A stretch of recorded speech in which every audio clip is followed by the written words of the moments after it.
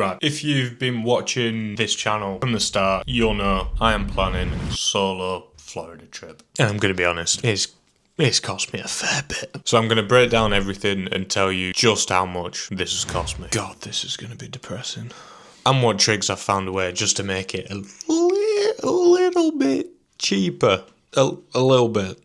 Just a little bit. So if you are new around here, I'm Josh, aka the single rider, I suppose. And I'm going to Orlando for 2 weeks in November on my own. So I'm putting on here every mistake, every hack, every mental breakdown, and that's going to be right here on this channel for you lovely people to watch.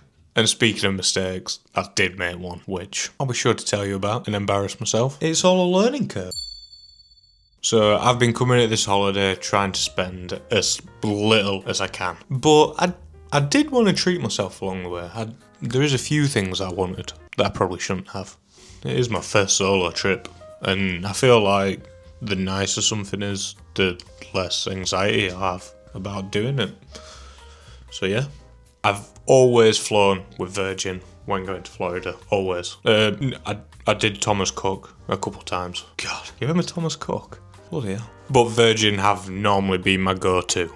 But they can be a bit expensive. So I did start off by looking at booking directly through Disney using their hotel and flights thing. That wasn't very cheap. Then I looked at booking hotels and flights separately to see if that was any cheaper. It was not. So Virgin's where I ended up. So most of the days I'm gonna be at Disney. So being able to get to the Disney parks easier took priority over being able to get to Universal easier. Which led me to choosing All-Star Movie Resort.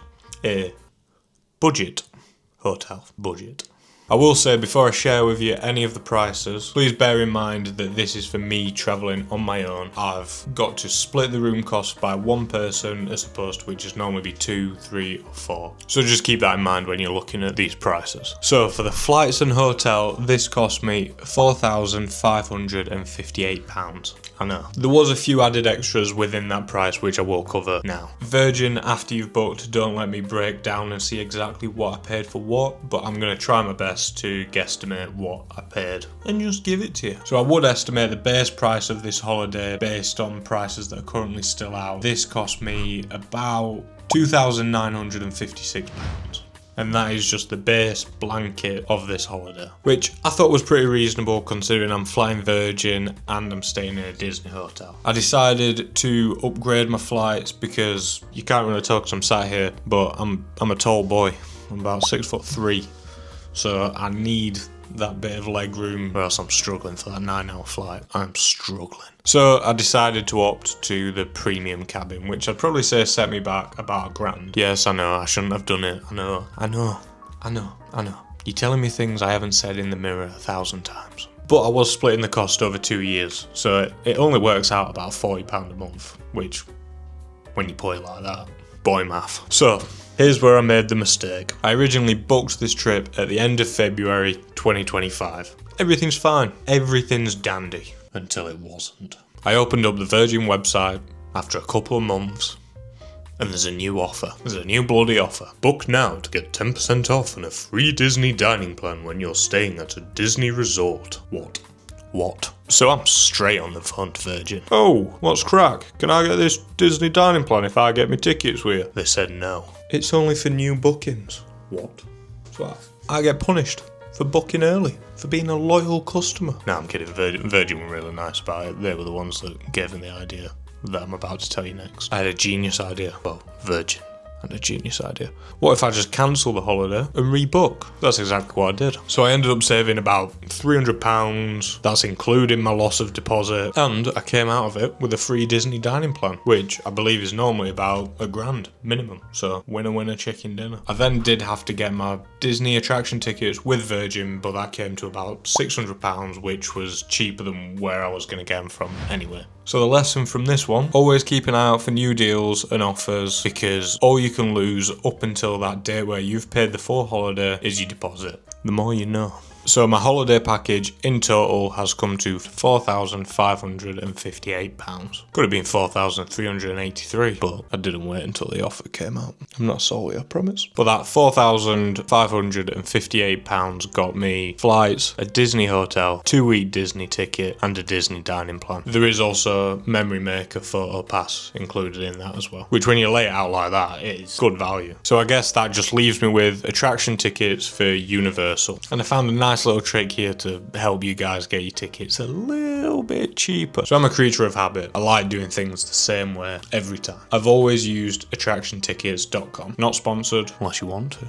But I've always used attractiontickets.com. They've always been cheap, had decent offers, and they had an epic 2-week ticket. So I'm going to be honest, this tip is just to be a little bit cheeky. Push your luck a little bit. I slid into their chat room DMs, hit them with a blah blah blah. I've been using you for 9-10 years. What do you want? I'm trying to make a video. Blah blah blah. I've been using you for the past 9-10 years. Blah blah blah.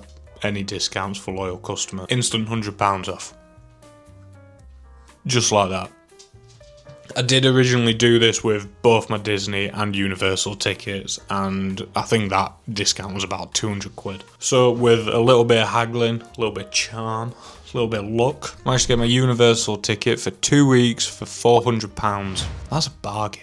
Especially with Epic included in that as well, with a freedom pass for 2 weeks. So in the build up, there's going to be a lot of things I need to just add on extra. I've only done one thing so far, but for anyone staying on Disney resorts, this is essential. So I need to figure out how I'm getting from the airport to the hotel, and from the hotel to the airport.